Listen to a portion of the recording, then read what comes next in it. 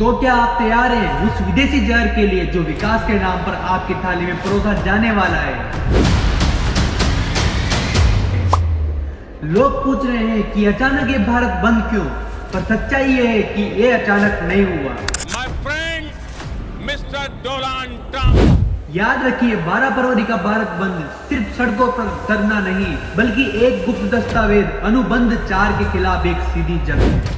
Bharat America deal से किसान उग्र हो गए हैं। वो अब अपना गुस्सा जाहिर करेंगे। ये गुस्सा 12 फरवरी को निकलेगा।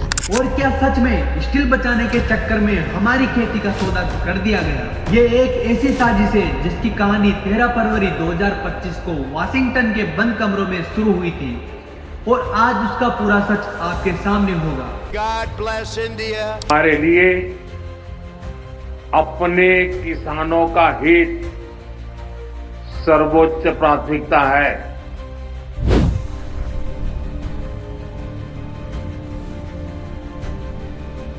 नमस्कार दोस्तों, आज हम बात करेंगे उस सच की जो हेडलाइन से गायब है।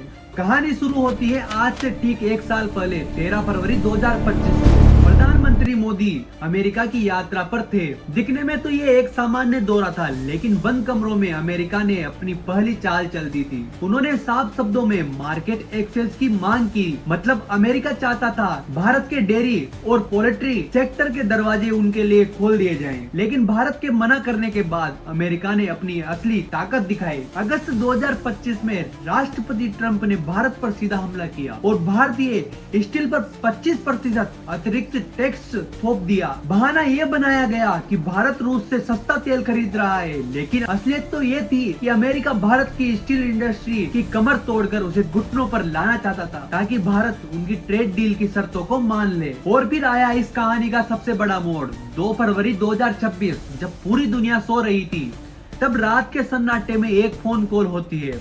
प्रधानमंत्री मोदी और राष्ट्रपति ट्रंप के बीच इंटरिम ट्रेड फ्रेमवर्क यानी एक अस्थायी समझौते पर सहमति बन जाती है। लेकिन सरकार इस बात को दुनिया को बताती उससे पहले ही 5 फरवरी को दोपहर को ये बात लीक हो गई। देखते ही देखते पंजाब और राजस्थान की मंडियों में हड़कंप मच गया। हरियाणा के टोल प्लाजा हो या महाराष्ट्र का सोयाबीन बेल्ट, ये खबर आग की तरह फैल चुकी थी। जब विरोध बढ़ने लगा, तब जाकर 6 और 7 फरवरी को भारत और अमेरिका ने अपना साझा बयान जारी किया। ये कोई गुप्त समझौता नहीं था, बल्कि एक आधिकारिक फ्रेमवर्क था। ट्रंप का बड़ा ऐलान, उन्होंने भारतीय स्टील पर लगे टैक्स को सीधा 50% से घटाकर 18% कर दिया। इंडस्ट्री के लिए ये एक बड़ी जीत की तरह पेश किया गया, लेकिन इस जीत की एक बहुत बड़ी कीमत भारत के किसान को चुकानी थी।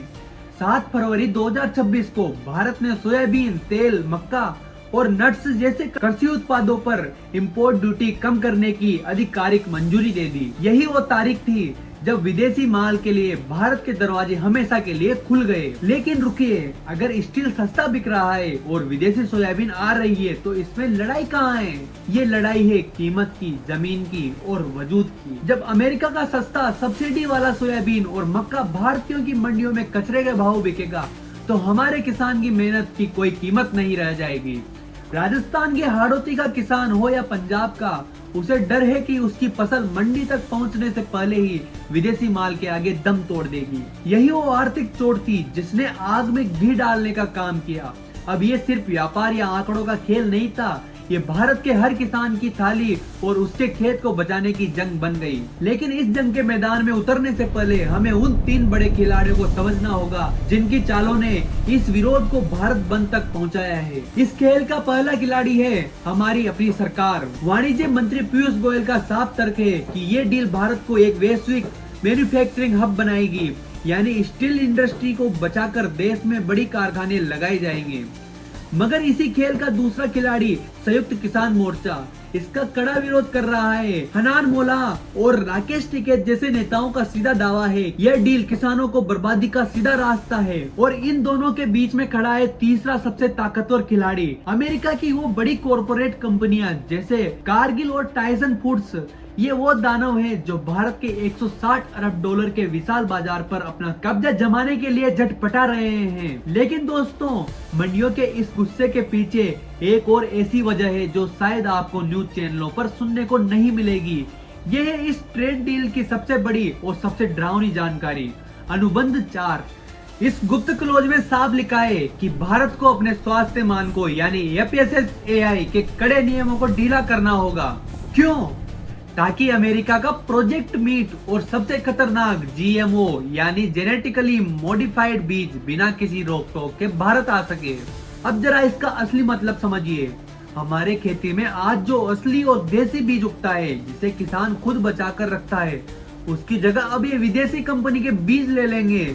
ये बीज ऐसे होते हैं जिन्हें आप दोबारा नहीं उगा सकते। यानी अगर ऐसा हुआ तो हमारा किसान हर साल बीज खरीदने के लिए इन विदेशी कंपनियों का गुलाम बन जाएगा। यही वो बड़ा मुकाम और असली डर है जिसने किसानों को सड़क पर उतरने के लिए मजबूर कर दिया है। दोस्तों, ये सिर्फ बातों तक सीमित नहीं है। 12 फरवरी को जमीनी हकीकत क्या होगी, अब वो सुनिए। संयुक्त किसान मोर्चा के साथ देश की 10 बड़ी ट्रेड यूनियंस हाथ मिला चुकी है। दावा है कि लगभग 30 करोड़ वर्कर्स इस स्ट्राइक में शामिल हो सकते हैं। राजमार्ग NH44 और NH48 पर पूरी तरह चक्का जाम की तैयारी है। राजस्थान और पंजाब के बीच का संपर्क पूरी तरह से कट सकता है। पंजाब और राजस्थान के 20 से ज्यादा रेलवे स्टेशनों पर किसान पटरियों पर बैठेंगे। मतलब रेल यात्रा करने वालों के लिए यह दिन बहुत भारी होने वाला है। बैंक और बाजार, क्योंकि ट्रेड यूनियंस के साथ हैं, इसलिए शहरों में बैंक, सरकारी दफ्तर और बड़ी बाजारें बंद रह सकती है। भाइयों, तस्वीर अब आपके सामने साफ है। 13 फरवरी 2025 की उस मीटिंग से शुरू हुई ये कहानी 2 फरवरी 2026 की उस सीक्रेट कॉल से होते हुए अब 12 फरवरी के भारत बंद तक पहुंच गई है। एक तरफ सरकार का तर्क है कि ये इंटर्म डील स्टील सेक्टर को बचाने और देश को ग्लोबल मार्केट से जोड़ने के लिए जरूरी है, लेकिन दूसरी तरफ अन्नदाता का डर है कि सोयाबीन और मक्का के सस्ते आयात से उनकी साल भर की मेहनत मिट्टी में मिल जाएगी।